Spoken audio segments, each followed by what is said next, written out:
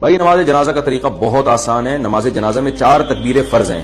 یعنی اگر کسی کو کچھ بھی نہ آتا ہو جنازے میں، امام نے جب اللہ اکبر کہا تو یہ بھی اللہ اکبر کہے، امام نے جب دوسری دفعہ اللہ اکبر کہا تو یہ بھی اللہ اکبر کہے، جب امام نے تیسری دفعہ اللہ اکبر کہا تو یہ تیسری دفعہ کہے، امام جب چوتھی مرتبہ اللہ اکبر کہے تو یہ چوتھی مرتبہ اللہ اکبر کہہ دے، اور امام جب سلام پھیرے تو یہ بھی سلام پھیر دے، تو یہ جنازہ ہو گیا. چاہے کوئی بھی دعا نہ پڑھی جائے، فرض ادا ہو جاتا ہے. البتہ طریقہ یہ نہیں ہے، مسنون طریقے پر جنازہ پڑھنا چاہیے. مسنون طریقہ یہ ہے کہ پہلی تکبیر کے بعد آپ ثنا پڑھیں، یعنی سبحانک اللہم و بحمدک وتبارک اسمک وتعالی جدک ولا الہ غیرک. اس میں بعض لوگ الفاظ پڑھاتے ہیں وجل ثناؤک.